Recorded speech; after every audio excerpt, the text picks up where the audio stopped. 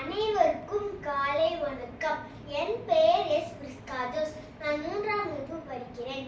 ஊருக்கு நல்லது சொல்வேன், எனக்கு உண்மை தெரிந்தது சொல்வேன். சீரிக்கெல்லாம் முதலாகும் ஒரு தெய்வம் துணை செய்ய வேண்டும் என்று எல்லாம் வல்ல இறைவனை வேண்டி இங்கு கூடியுள்ள அவையோர் அனைவருக்கும் என் பணிவான வணக்கத்தை தெரிவித்துக் கொண்டு மனிதநேயம் பற்றி என் உரையை தொடங்குகின்றேன்.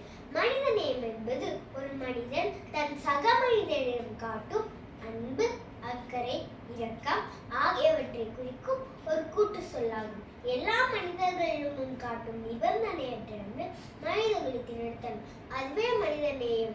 தேச எல்லை சுவரை உடைத்து அல்பேனியாவில் பிறந்தவரை கொல்கத்தா வீதிகளில் நடந்து சேவையாற்ற செய்தது மனித நேயம். சுனாமி போன்ற பேரிடர் காலங்களில் ஜாதி மதம் மறந்து நீண்ட கரங்கள் எல்லாம் மனித நேயத்தின் கரங்களே.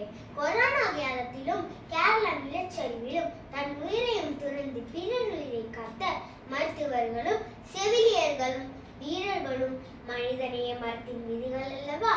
அப்படியானால் நாமும் மனித நேயத்தில் போல, காந்தியடிகள் போல, வள்ளலார் போல, தெரசா போல பெரிய ஆளாக வளர்ந்தால் தான் முடியுமா? இந்த 3ஆம் வகுப்பு உயரம் போதாதோ என யோசித்தேன். அப்போதுதான் ரொனால்டீகர் கூறுகிறார், நாம் அனைவருக்கும் உதவ முடியாது, ஆனால் எல்லோரும் ஒருவருக்காவது உதவ முடியும். அட, அப்போது என்னாலும் தினமும் மனிதநேய செயலில் ஈடுபட முடியும். என்னால் முடியுமானால் உங்களாலும் முடியும். வாருங்கள், சேர்ந்து மனிதநேயம் காப்போம்.